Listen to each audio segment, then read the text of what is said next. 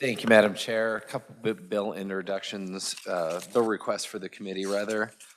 First is 25 RS 1005. It deals with interference with a security camera in a correctional facility. That will be introduced. All right, then thank you. The next is 25 RS 1009. And that deals with a sentencing enhancement for fentanyl-related controlled substances. That bill also will be introduced. Thank you, Madam Chair. And then my final one is 25 RS 1043. And that bill would make distribution of fentanyl causing death a registrable offense. And those are all my bill introductions. Thank you so much, Madam Chair. Thank you. That bill will be introduced. Committee, other requests for bill introduction. Senator Shane. Thank you, Madam Chair. I would like to introduce 25 RS 0547, and this creates enhancements to the Crime Victims Bill of Rights. Thank you. That bill will be introduced. Senator Bowers. Thank you, Madam Chair. I have a bill introduction on behalf of the Kansas Coalition Against the Death Penalty. It's RS 1071, abolishing the death penalty. And it's a companion bill with the House. Thank you. That bill will be so introduced. Any others from committee members? Today is your last day in this committee to request a bill introduction. Then anyone in the committee meeting room who has a request for a bill introduction, please approach the podium and introduce yourself. Welcome to committee. Thank you, Madam Chair, committee. My name is Ed Klump. I'm here representing the Kansas Sheriff's Association, Kansas Association of Chiefs of Police, and the Kansas Peace Officers Association. We have a bill request we'd like the committee to consider 25 RS 1024. It has to deal with law enforcement access for certain court records in the new court system. Thank you. That bill will be introduced. Mr. Turek. Please introduce yourself and welcome to committee.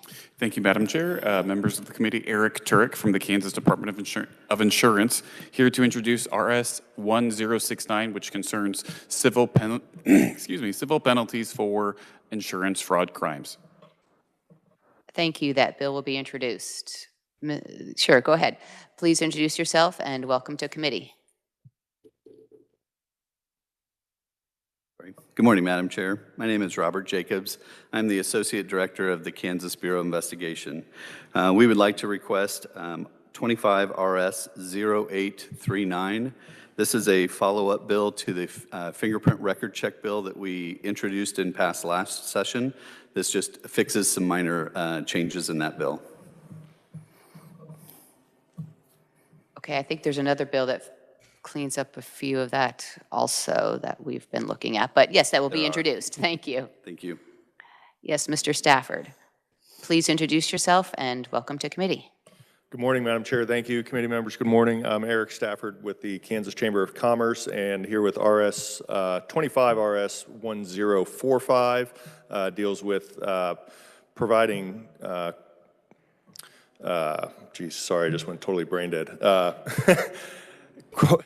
Establishes criteria regarding restrictive covenant provisions under the Kansas Restraint of Trade Act. Thank you. The bill will be introduced. Thank you.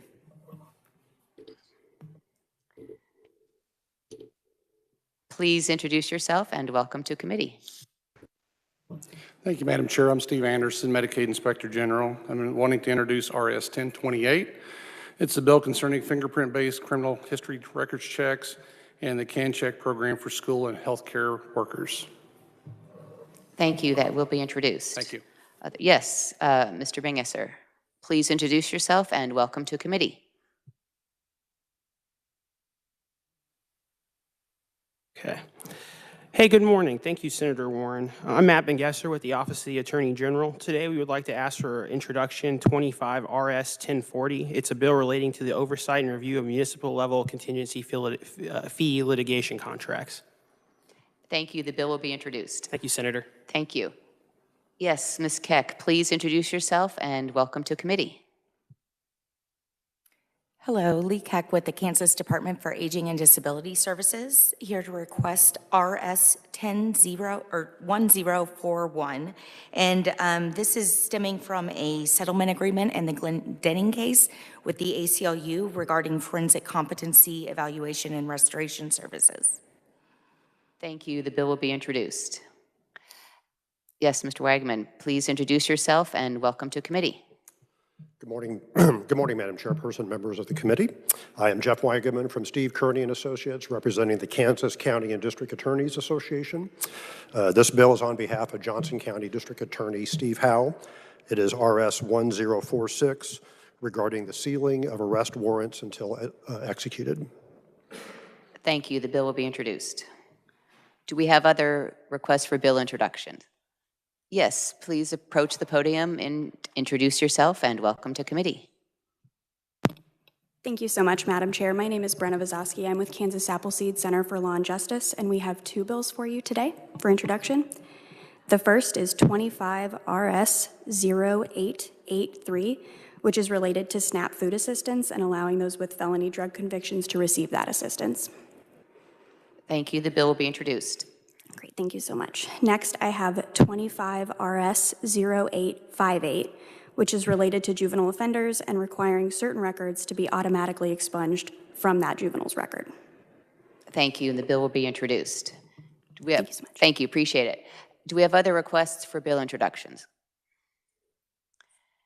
Not seeing any. I do have one, and it is 25 RS 1064, and it's regarding changes required to title on a vehicle when the vehicle is to be sold for scrap metal. And that bill will be introduced. Do we have any others from the committee or in the committee meeting room? Not seeing any. Then we will open the hearing on Senate Bill 70. And it's quite a long title, so I'll let the revisor talk about it and give us a bill brief. Ms. Scott.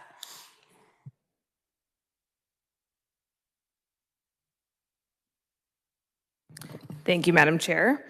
I guess I have some bills to draft after that list.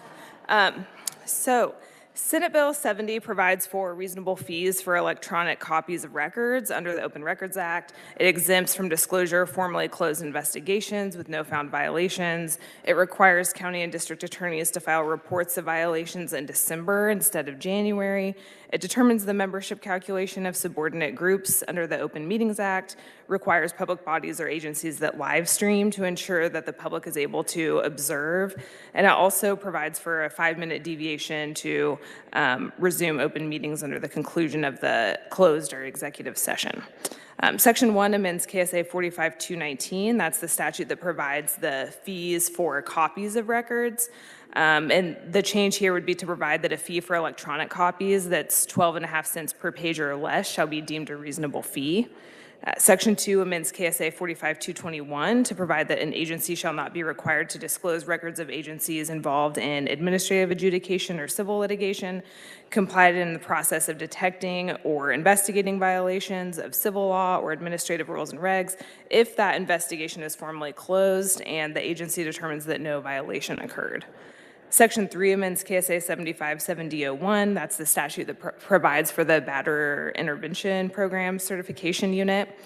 Current law provides there that except as otherwise provided by law, the books, documents, papers, records, or other sources of information obtained shall be confidential as required by state or federal law. And this bill would remove that phrase, except as otherwise provided by law.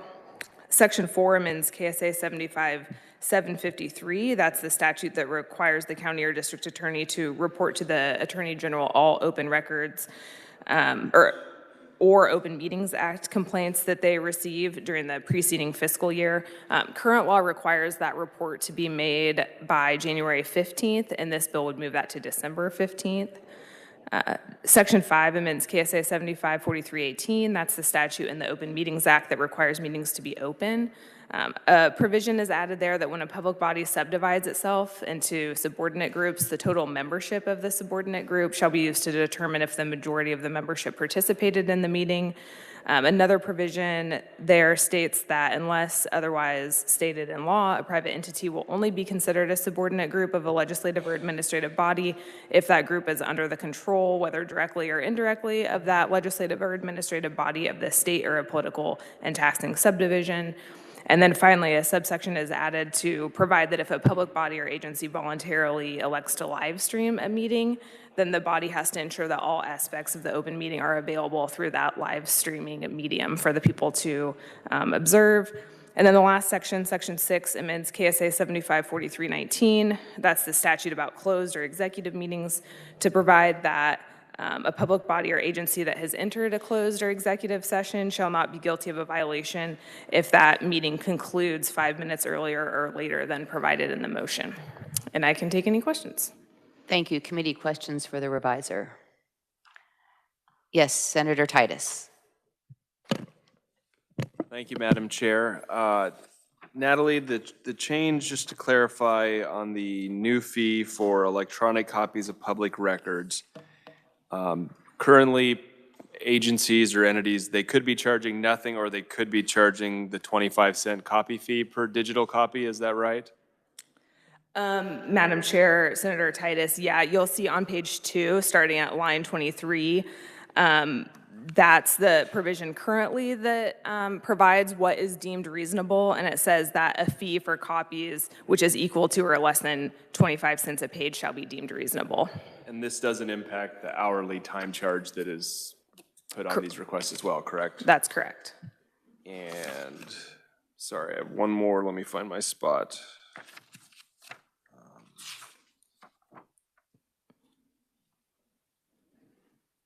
On page 14, line 6, new subsection H, about subdividing itself into a subordinate group.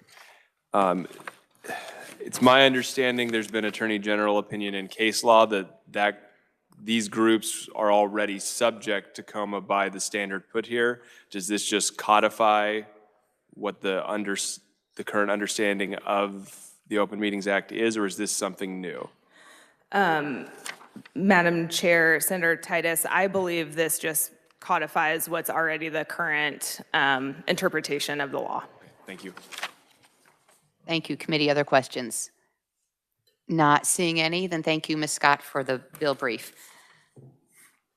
Thank you for the proponents who are going to testify today. We do have a number of them, and we do have limited time, and I'm thinking committee will have questions. So going to limit each person's testimony to 4 minutes, and I'll hold up a 1-minute reminder, and would appreciate if we all stick to that so that everyone can be heard and that questions of the committee can be answered.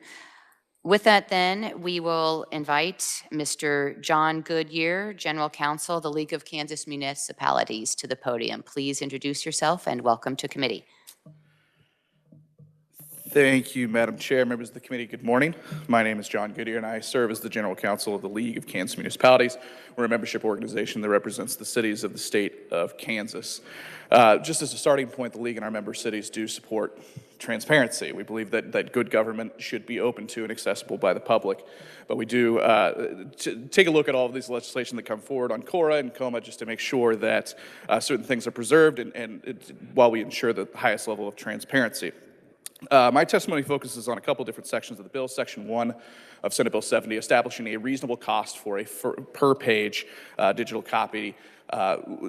We don't necessarily take an exact position on that, but we do support the continued allowance, the continued recognition that cities, public agencies that are responding to record requests be able to recoup their actual costs associated with filling a record request. Many of our cities field hundreds of records requests a year. We have some members that field thousands. Many of these are easy to deal with, but there are those handful that are difficult and take real time to fill. They take attorneys reviewing to redact private information. They take tech support going through large, vast systems to ensure that we're meeting the terms of the request. So making sure that we keep that provision, allowing us to recoup we're not profiting from that. It's just truly it is recouping costs associated with filling that record. This bill preserves that, so we are in support of that provision.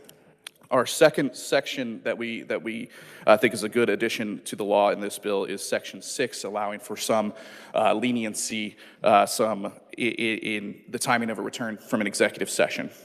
So it's not infrequent that you'll see in the minutes that a governing body came back 2 minutes late from executive session. There's nothing nefarious in that 2 minutes. That 2 minutes is somebody left the room and went to the bathroom. That 2 minutes is it takes time to get everybody back into the open meeting or to get the governing body back into the public meeting room. So it's just recognition of that. It's a common sense recognition of that. So we do support that change to the law as well. We're grateful for the opportunity to come and give testimony today, Madam Chair, and to voice our support in favor of Senate Bill 70 as drafted, and would ask that you recommend the bill favorably as drafted. Thank you, Madam Chair. Thank you. And committee, we'll go ahead and reserve all our questions till after we hear from all the proponent conferees. Thank you. So thank you. So please stick around for questions. That'd be great. Thank you. Next, we will hear from proponent conferee Jay Hall, Deputy Director and General Counsel, Kansas Association of Counties. Okay, and Mr. Hall is in another hearing, so we'll circle back to him later. We'll then invite Ms. Jill O'Connor, a private citizen, to the podium. Please introduce yourself and welcome to committee. Thank you. Chairman Warren and respected committee members, I'm Jill O'Connor from Overland Park, Kansas. I'm here to discuss Senate Bill 70 and be a proponent of this bill. While I have never spoken at any hearings here in Topeka, I have spoken at least 23 times in front of the Johnson County Board of County Commissioners, Prairie Village City Council, the Lenexa Planning Commission, and the Lenexa City Council. I am pretty sure Prairie Village streams their public comments. I'm not sure about Lenexa, but I'm certain that the Johnson County Board of County Commissioners does not stream their public comments. If I'm not mistaken, the very first order of business by the current chair, Mike Kelly, was to censor the public comments. He stops the meetings, asks the clerk who is in charge of live streaming to stop the streaming, and he asks her to let him know when the streaming is shut down so the public comments can begin. Once they conclude, he stops the meeting again and waits for her to begin the live streaming for the remainder of the meeting. These meetings take place every Thursday morning at 9:30. If you're not there in person, you will never be able to see these public comments unless you are a member of certain Facebook pages. If you don't know where to look, you will never see them. At the beginning of Mike Kelly's reign, we suspect he actually had some noise-canceling devices in the room because our public speakers could not be heard during live streaming or the video. A private citizen actually bought some special microphones that we used and passed from speaker to speaker to make sure our voices were indeed heard. So if you still work, but always want to watch these meetings later to keep up with the BOCC, you will never know what is on the public's mind. At virtually every meeting, one of the public speakers brings this topic up, but it falls on deaf ears. Mike Kelly is the king of his kingdom and answers to no one but the voters who are largely uninformed. There is no one to check our BOCC, which is another very important topic, but not the subject of this bill. Maybe someone could write a bill that would address the needs for checks and balances on the county commissioners who have a lot of power before they tax us to the point we have to move. This bill is a nonpartisan bill and should be of concern to all Kansans. Please require public bodies, the county commission, school boards, city councils, to name a few, to stream the entire meeting start to finish to include all public comments. Please pass this out of committee. Thank you for your time this morning. Thank you. Next, we'll invite Ms. Charlotte O'Hara, private citizen and former Johnson County Commissioner. Please introduce yourself and welcome to committee. Thank you, Madam Chair. Yes, I'm Charlotte O'Hara. I'm former County Commissioner for Johnson County District 3. I am here as a proponent to SB 70 on the as far as broadcasting of public comments. So I was elected in 2020 and started my service in January of 2021. And Johnson County, for as long as I can remember, has had the public comments at the beginning of the meeting, and they were broadcast. Was just not an issue. And under Chairman Eilert, that continued, except when we were out for COVID, unfortunately, being shut down. But the first thing that Chairman Kelly did when he came into office as the chairman of Johnson County Commission was to announce that he was going to censor the broadcast of the public comments. And the false narrative was that our streaming service was going to kick us off because of misinformation that was being presented during the public comments time, which that just absolutely wasn't true. And so the item to censor the broadcast of public comments was then brought on as an agenda item, and it passed 4-3. Obviously, my vote was in the minority. Since the censorship of the vote in January 2023, residents of Johnson County must go to great lengths to access what their neighbors are bringing to the attention of the BOCC, either by personally attending or accessing the videos taken by volunteers at the meetings. And I have to tell you, hats off to the volunteers that came week after week, Gary Morgan being one, week after week to video these and then gave them to various outlets to be posted, including the Johnson County Republican Party. So it was really amazing to see people stepping up and trying to address this issue of lack of transparency. So I just want to thank them all.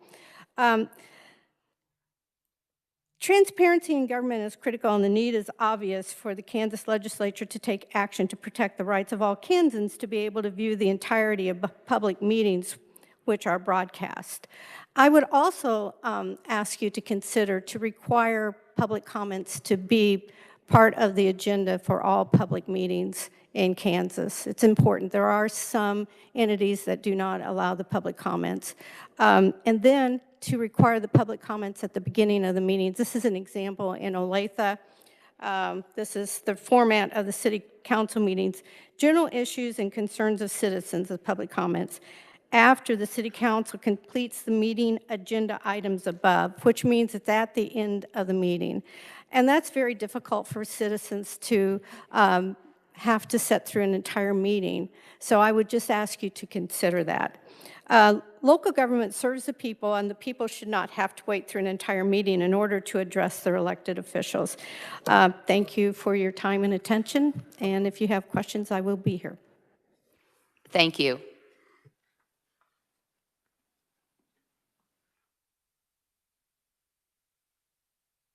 I see that Mr. Hall is in the room, so we'll invite him to the podium. Mr. Jay Hall, Deputy Director and General Counsel, Kansas Association of Counties. Please introduce yourself and welcome to committee. Thank you, Madam Chair, and thank you for your flexibility with me this morning. I was in another hearing upstairs. I am Jay Hall, the Deputy Director and General Counsel for the Kansas Association of Counties, and we do stand in support of Senate Bill 70.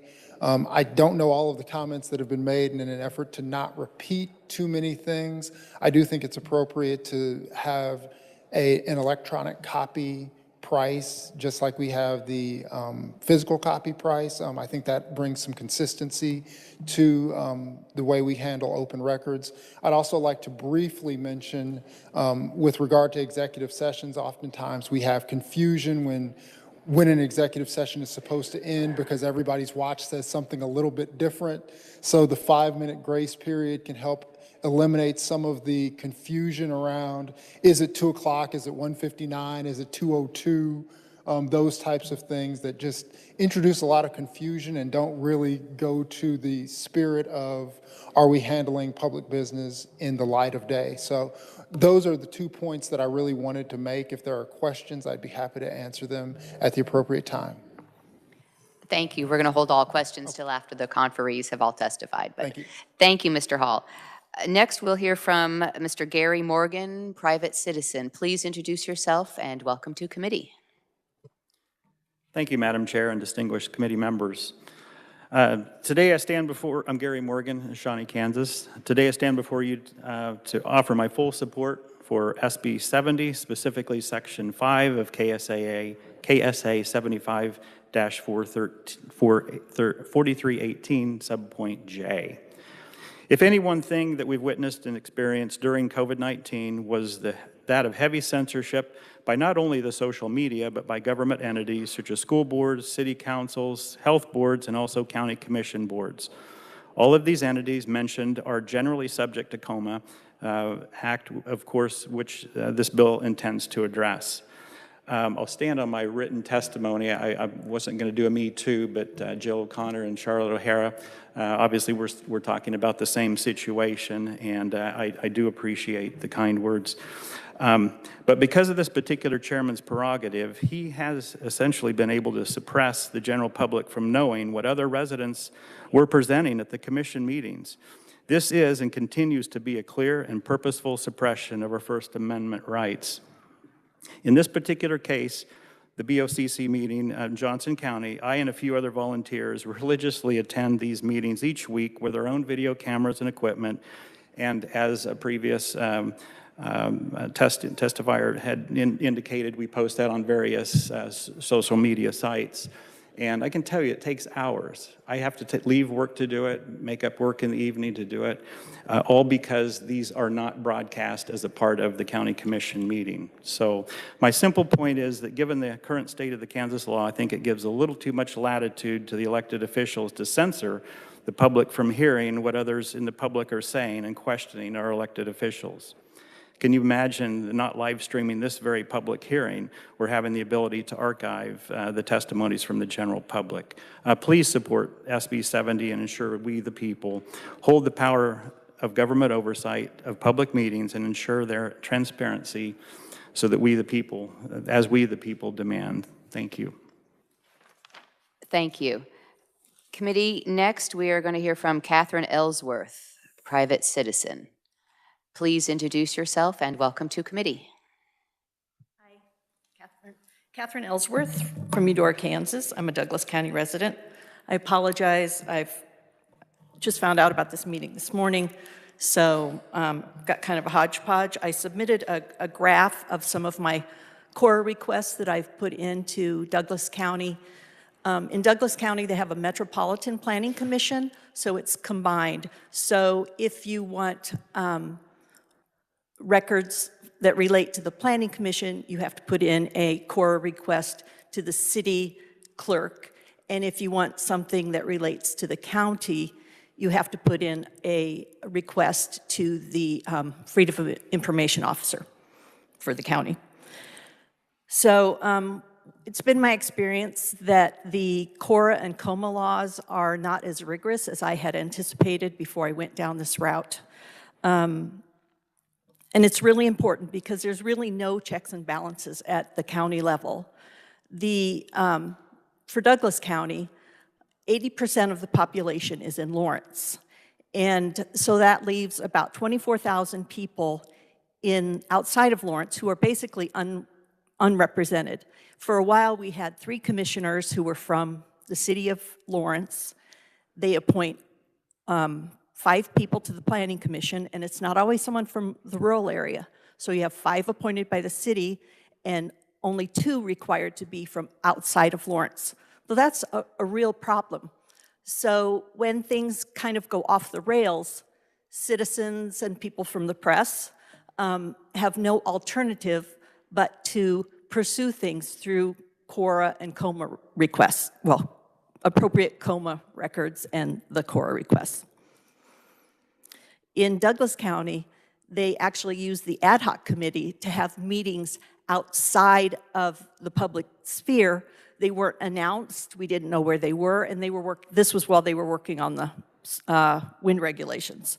But they were meeting in private with developers who were helping to write their own regulations. I found out about this through core requests. Initially, a resident had requested some solar regulation related documents. And she got those, and they were email files. Excuse me, I'm nervous. Email files, and so they were in the original format, and it did reveal a lot of things. I'm a freelance writer.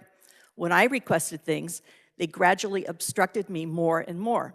At first, they would say, oh, your search request is a little too broad. We can't possibly go through all those. And then they would say, and then they would give me an estimate that was way out of whack, like $125. And then it would be, and then when I got the records, they said, oh, it's 50. And they did that to me several times, overestimating and then charging me low. Let's see. Most recently, they had an orientation for the Planning Commission, and 2 days before the Planning Commission, they put out a PDF of their agenda that said that there were technical issues, so it would not be broadcast or recorded. Well, my husband had surgery that day, so I couldn't go.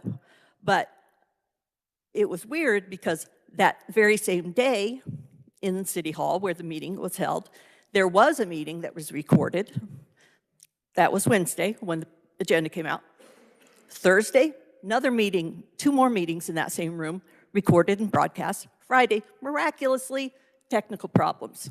Following Monday, 9 a.m., meeting, broadcast, and record. You can see these regulations are really not strong enough. On the core request, so then on that one, when I did a core request for emails relating to why they weren't going to broadcast it, they said, is my time up?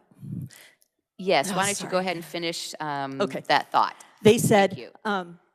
it would be $18 for 25 records. Then it went through the attorney, just in a nutshell. Then the alternative to not getting it at all is that they put it through the attorney and then charge me a lot of money to obstruct things. So I get these huge PDFs, all out of order, and I have to pay more because it went through the attorney. They're not in the original file format. And then for the orientation, she said, there's 25 documents. Do you agree to pay $18? And I said, sure. And then I get them, and there's 2 documents completely redacted, except for the same sentence in each one. And they still wanted the $18. So it's crazy. The rules aren't working as they exist. Thank you. Thank you for your testimony. Appreciate it. Next, we will hear from Debbie Detmer, private citizen on WebEx. Debbie, make sure your microphone and your camera are on. Please introduce yourself and welcome to committee. Hi, can you see me and hear me? We can hear you. We can't yet see you. Can you make sure your video is on? There we go. Thank you. And thank you for hearing this bill, Chairman Warren and committee members, and I appreciate being able to speak. I am a proponent of Senate Bill 70, and it is a must for the transparency to see all parts of a meeting held, and the general comments needs to be a part of every meeting. Right now, Johnson County commissioners, as you've heard, in those meetings, they are not aired. Our comments are silenced. It has been this way since the election of Mike Kelly, the chair. The only narrative heard on issues is from Mike Kelly and the board members. The only way to hear what members of the community have to say during these general comments is to be present on Thursday mornings at 9:30 a.m. The people that work to finance this county and are disabled are really disenfranchised with no way to be present. Live stream meetings must include all parts of the meeting. Another entity that does this is Shawnee Mission School Districts. They've done this since May of 2021. They've separated the comments so that you can't hear what the teachers have to say about what's going on in the schools or what the parents have to say. The fees that have been are outrageous for the electronic copies for the Cora or the Coma information. This must stop. We ought to be able to get information when it's all electronic. There should be a set fee, and the redactions need to be. They need to notify you if it's all gone, just like she just said. It's all, you're not getting anything for your money. Transparency is a must. So please pass out Senate Bill 70 favorably. Thank you very much. Thank you. Committee, you also have proponent written-only testimony in your documents at your desk from Brett Anderson, private citizen. Is there anyone else in the committee meeting room or on WebEx wishing to testify as a proponent? Not seeing any, then we'll go ahead and open it up for questions from committee members. Are there any questions for our proponents? Yes, Senator Reichman. Thank you very much, Madam Chair. I guess this question would go to John Goodyear. As you're walking up, I'm thinking about 10 years ago, and my memory is just a little bit fuzzy. There was a bill that the banks were supportive of some changes, and the local government was upset because it was going to cost them some money. And then through the compromise, if I'm not mistaken, that they decided to charge more for the paper to run copies off. And if that is true, if I remember correctly, I was wondering how that was working out in local government, because I see in this bill there could possibly change in the costs. Do you remember anything about the bill I'm talking about? Thank you. Thank you for the question, Senator. Please go ahead and reintroduce yourself. Oh, Thank my you. apologies, Madam Chair. Again, John Goodyear, General Counsel from the League of Kansas Municipalities. Thank you for the question, Senator. Admittedly, that bill predates me a little bit. I've been in and around this world for 6 years now, so I can't speak directly to how that went down. I will say the establishment of a reasonable charge per page makes some sense, provided that there's still some ability to collect on those actual costs associated with the provision of those copies. Thank you. Senator Titus. Thank you, Madam Chair. And, Mr. Goodyear, you're probably the best position to answer this, but if anyone else wants to help, that's fine. I look at the 12.5-cent fee, and it raises the question, if you read the current law, at best it's ambiguous whether you can charge a copy fee for a digital record, and I think there's a reading where you're not allowed to if you're also charging for time, but it's unclear. So by adding this in, it seems to me we're just adding charges on top of the current costs for digital records. I don't see any benefit to citizens by adding in the 12.5-cent fee for digital copies. I'd be curious if you read it that way or not. Thank you for the question, Senator. And I'm not sure, because it varies from agency to agency how they establish those fees, but there are likely some agencies that are charging that 25-cent per copy fee for digital copies, because that's been said to be reasonable for copies. So this just kind of recognizes that there is less costs associated with the provision of a digital copy versus a physical digital copy that we don't have to print. There's no cost for ink. So it recognizes there is a little bit. So reasonable cost would be a little bit less, and that makes sense. That stands to reason. My suspicion is that many agencies don't have a per page fee for the provision of a digital copy other than the actual cost of furnishing the record. If we change that language to say something to the effect of there'll be no per page copy if you're also charging for actual costs, such as the time and putting it together, would that be something that you think would work okay, or would that give you heartburn? Thank you for the question, Senator. And I can't speak directly for my member. I think many of them would be fine with that, provided, again, the real cost, the real focus here for us is the ability to recoup our costs. Again, we're not profiting. We want to recoup those costs. Thank you. Thank you.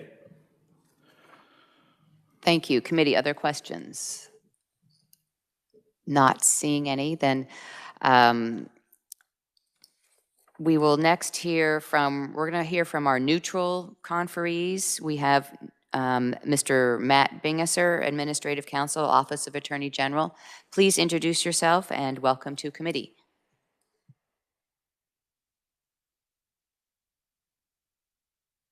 Thank you, Madam Chairwoman. I'm Matt Bingesser with the Office of the Attorney General. I'm the Administrative Counsel in the office.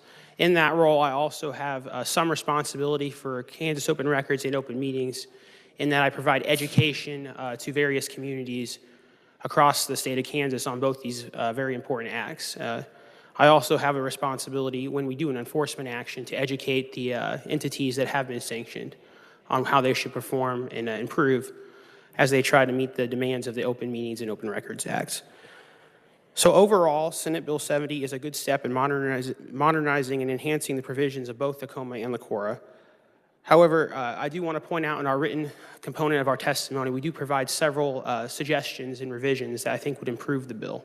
Many of these are friendly in nature and would help differentiate and further clarify some of the provisions of the bill. In particularly, one change that we think is very friendly is to put the text printed in the component where it differentiates between 25 cents and 12.5 cents between the printed records and the electronic records. The Office of the Attorney General takes no official stance on the price or the fee of what you should charge for the electronic records. That's purely a legislative decision you're going to have to make.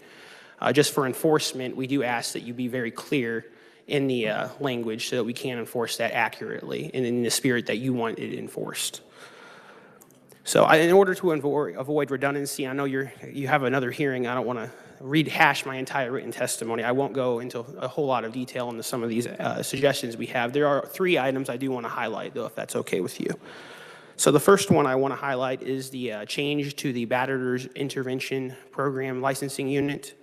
That change deletes some language at the beginning of the text for the records clause, and that's important for us because we want to ensure the confidentiality of these records in all cases.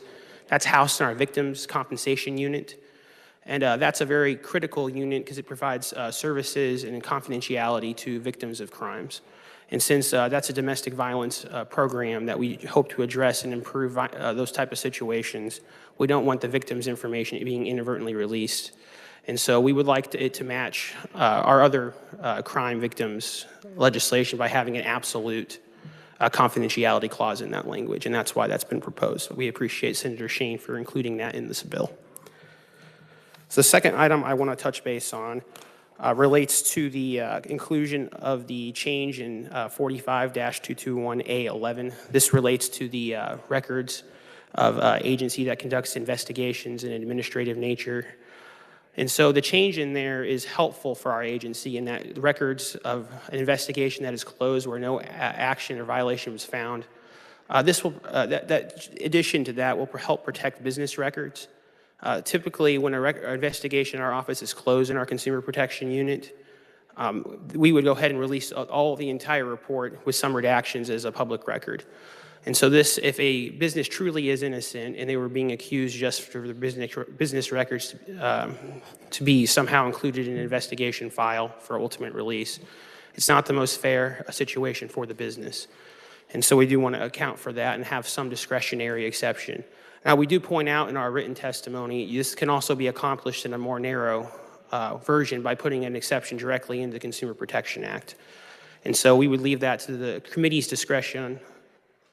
Sorry, Senator? 1 minute. Oh, absolutely. Oh, 1 minute time. Okay, yes, sorry. Okay, I was like, I thought you needed a minute of time. I appreciate that. That's funny. Not yet, thank you. So the third item and final item I want to emphasize is we do offer some alternative test language for you to utilize in your change as far as the public comments are concerned. That language we are proposing in our written component of our testimony does conform to the standards and processes already used by the Office of the Attorney General. So we do believe that will be a more effective language as far as conforming with the Act as it currently exists. So I know there are other components that we didn't get to have a chance to discuss more in detail, but we offer, our office is offering our open government unit for any amendments that you would like to have ran by our office to ensure that we are using language that is compatible with our enforcement unit. And so we can make sure the Open Records Act and Open Meetings Act are being effectively enforced and with language that can be utilized. So we do thank you for the opportunity to provide this neutral testimony. We do overall think the bill is a step in the right direction. And so we do appreciate this time and appreciate you taking up this matter. Thank you, Senator. Thank you, appreciate it. Next, we will hear from Angela Stahlbaumer, Kansas Association of School Boards Deputy Director, General Counsel. Please introduce yourself and welcome to committee. Thank you, Chair Warren. My name is Angela Stahlbaumer. I'm Deputy Director and General Counsel for the Kansas Association of School Boards, so it's nice to see you all today. I don't want to take a lot of your time because a lot of our our individuals in the audience have addressed most of these things. We appear neutral on this bill, mostly because we have a few suggestions. So I'll share those with you. For the most part, our school boards across the state just want to make sure that they can be transparent while still recouping the actual costs. They're on board with making changes to this law to make it more in with the times, as long as they don't go in the hole in accomplishing that. The first piece I wanted to share with you all, if you look at Section 1 of the bill, this would amend KSA 45219. If you focus it in on Section C2 and C6, it would read to say, and I know that we've had some discussion about this, that if access to records is being requested using computer facilities only, the cost of any computer services could be charged. If you look at C6, then it comes back to say the 12.5 cents per electronic copy could be charged. We don't have a direct position on whether, fees for copies should be or should not be charged, but we would like the opportunity to leave as much local control for our entities to determine whether it makes sense to charge for fees of copies or not. So our recommendation would be to remove the word only in C2. So that is an option. The next piece that I would share with you all, if you look at page 2 of our testimony, in Section 5, subsection H, this is what would amend KSA 754318. This is an area that has been very complicated to figure out as we advise our member boards of education, and as there was conversation about current case law about this. We would like to see some edits to this to make it clearer, because sometimes board members may be put on a committee that includes other individuals as well.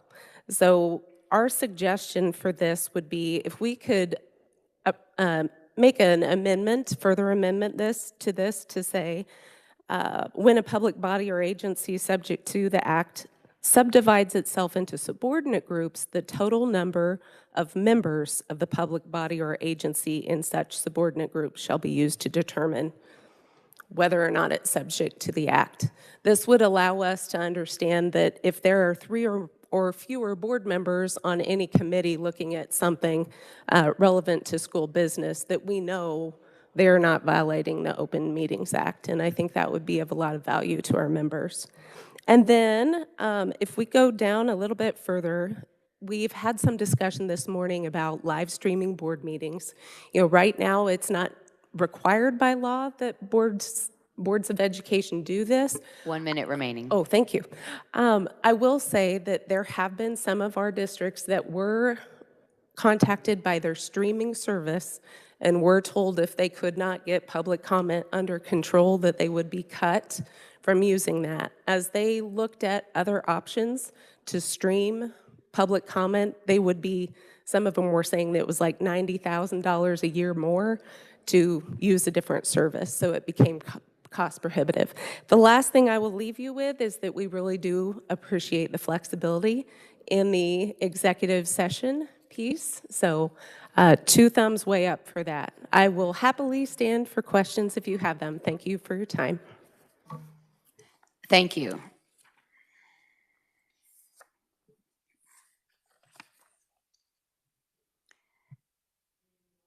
Committee, you'll also see neutral written-only testimony at your desk from Amanda Stanley, City Attorney, City of Topeka, and Dick Carter on behalf of the City of Overland Park. Are there any other neutral conferees in the committee meeting room or on WebEx wishing to testify? Not seeing any, so then we will invite opponent conferee Dave Trabert to the podium, CEO, Kansas Policy Institute. Actually, before we get to that, I apologize. Let's ask any questions of our neutral conferees. Committee, do we have any questions for our neutral conferees? Not seeing any, then Mr. Trabert, go ahead. Please introduce yourself and welcome to committee. Our Thank you, Madam Chair. Opponent conferee. Dave Trabert, CEO of Kansas Policy Institute. We oppose this bill for one reason. It is the cost factor of the electronic copies.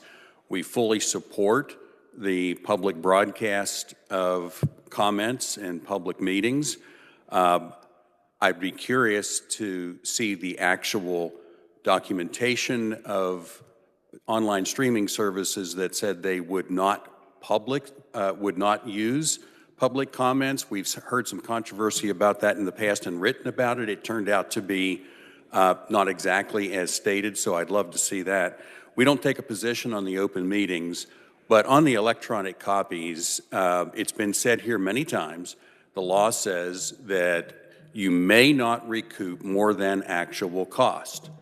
So if we look at what is the incremental cost of attaching something to an email, that answer is 0.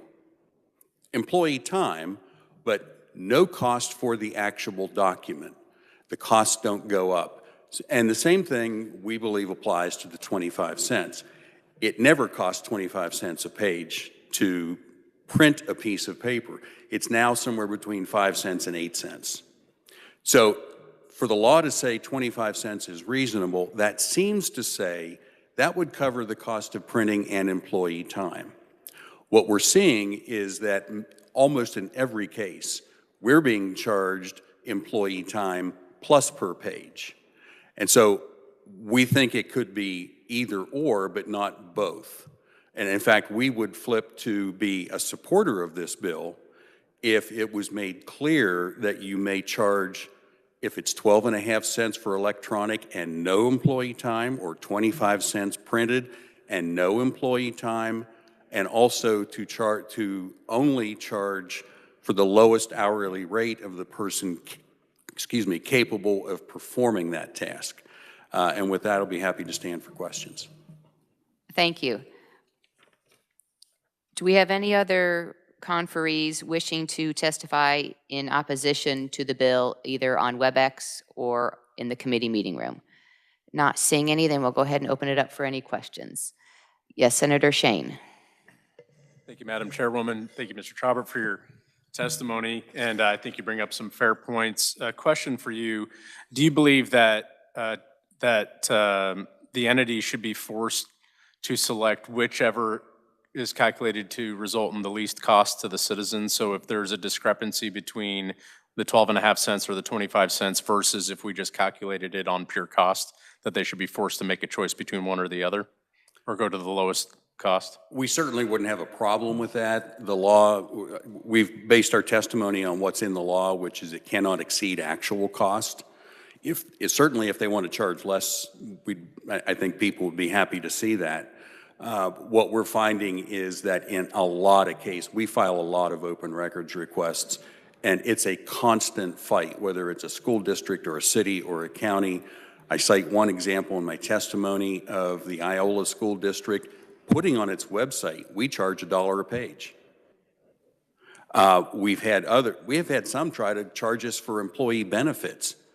Your health insurance doesn't go up if an employee spends some time looking up public records. There's no change, but they're trying to find ways to, in some cases, give kind of the go-away price.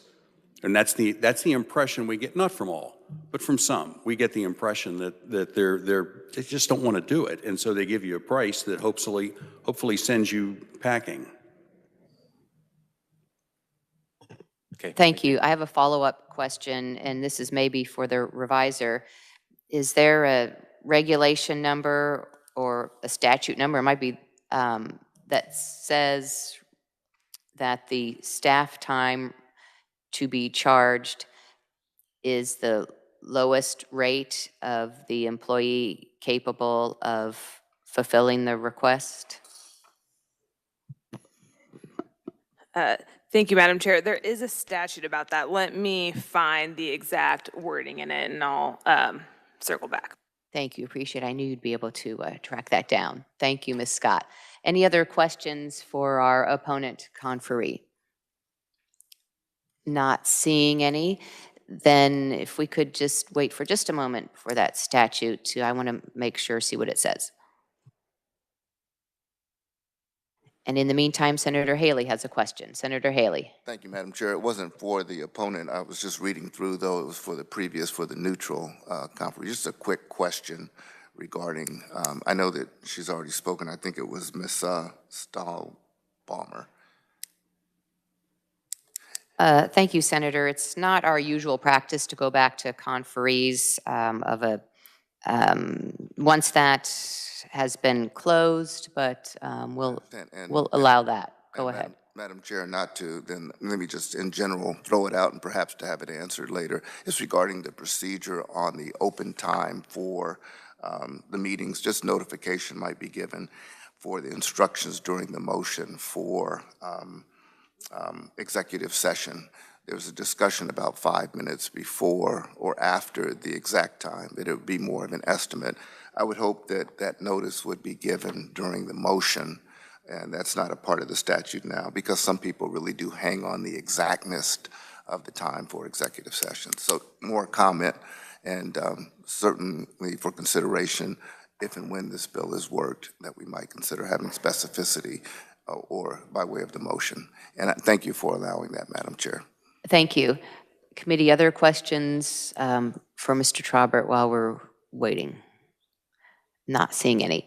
If we could just stand at ease for just a moment.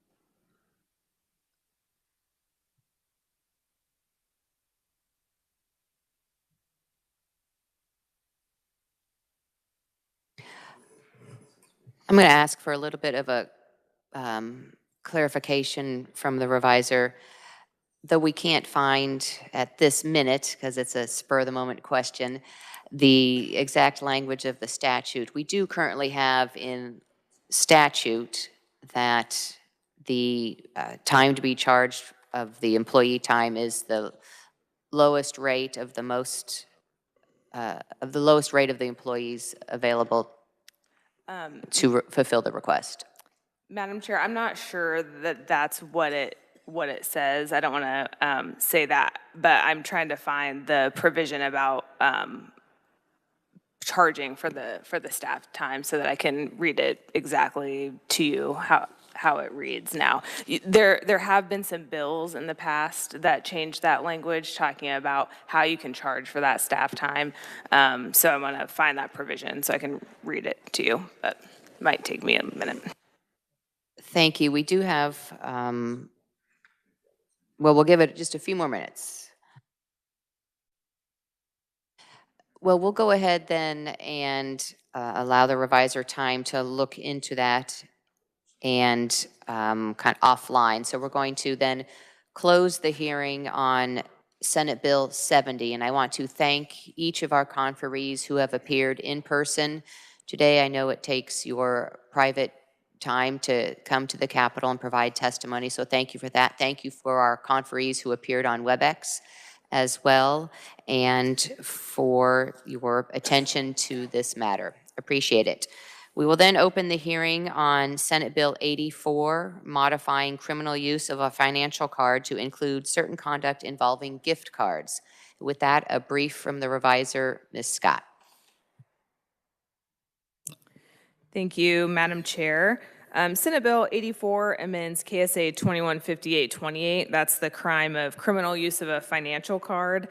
We're adding 2 new violations of this crime. The first one would be acquiring or retaining possession of a gift card or gift card redemption information without the consent of the cardholder, the gift card issuer, or the gift card seller. The second iteration would be altering or tampering with a gift card. The penalty for violation of these new types of offenses would be a Class A non-person misdemeanor if the goods obtained within that 7-day period are valued at less than $1,000, a severity level 9 non-person felony if the value is at least $1,000 and less than $25,000, and a severity level 7 non-person felony if the value is over $25,000.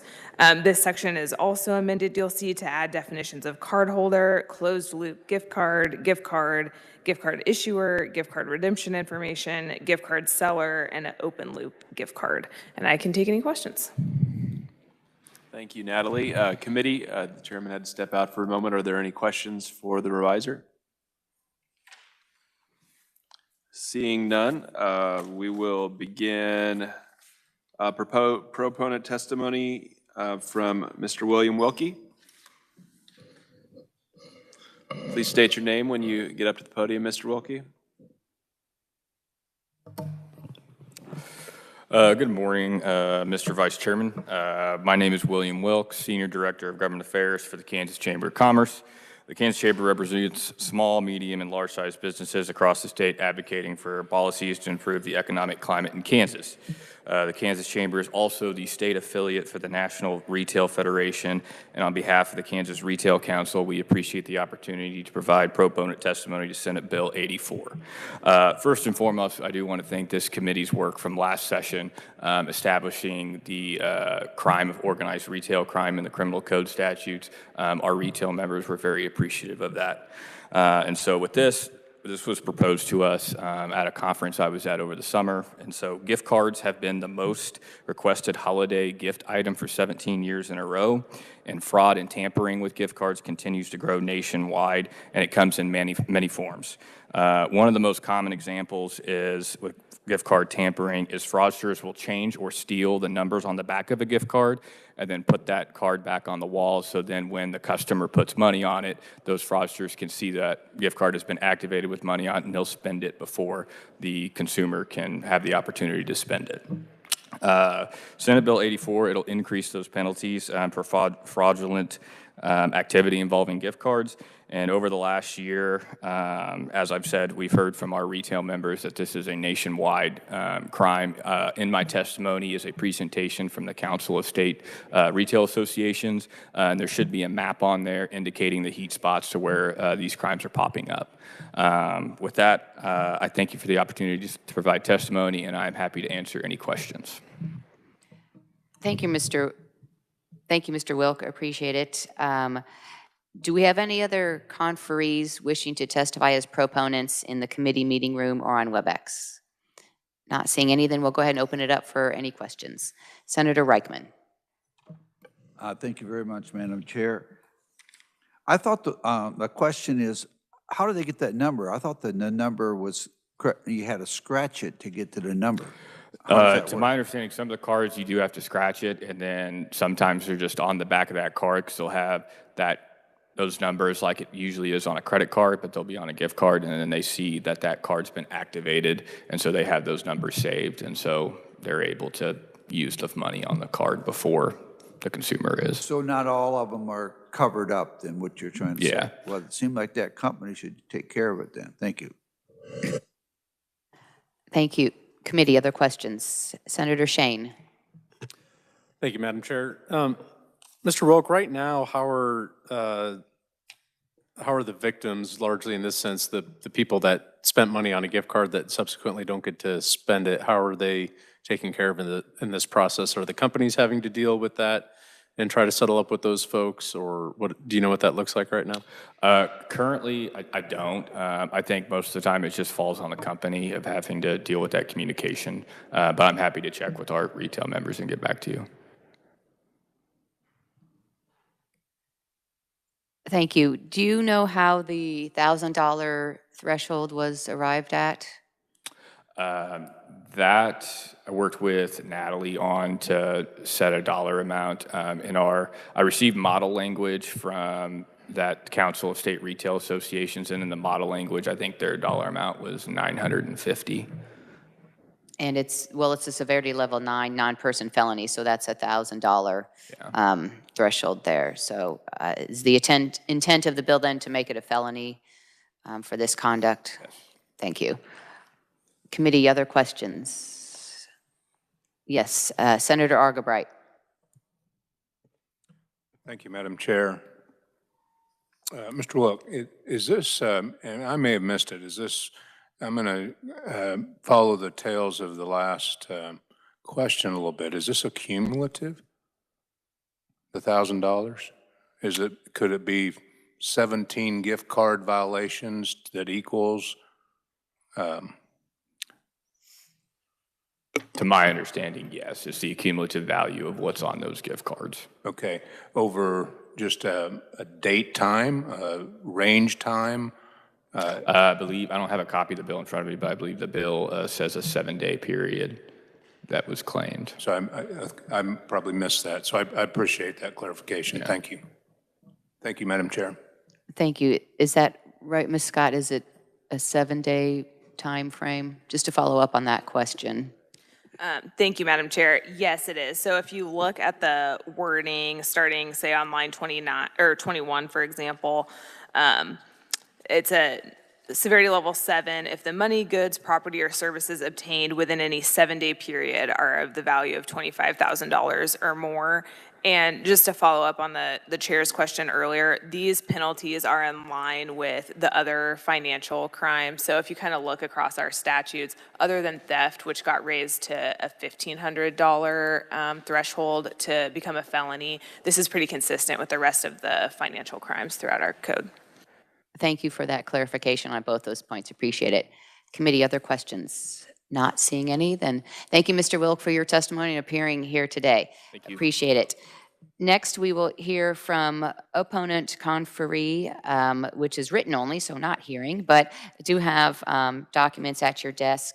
James Houston Bales, Board of Indigent Defense Services Legislative Committee, with written only opponent testimony. Do we have any neutral or opponent conferees in the committee meeting room or on WebEx wishing to testify? Not seeing any, then we'll go ahead and close the hearing on Senate Bill 84. Committee, we do have on our agenda each day this week possible final action on bills previously heard. So do please come prepared with any proposed amendments you might have to the bills we've previously heard. At this time, I don't have a particular order. We'll be working any of them, but do please keep that in mind. I do plan on, for tomorrow, to work Senate Bill 71. If we could just have a brief reminder from the revisor 71, that's increasing the criminal penalty for buying sex relations, essentially. So we'll try to work that tomorrow. And with that then, thank you, committee, for your work, and staff, and those following along online and in the committee meeting room. The meeting is adjourned.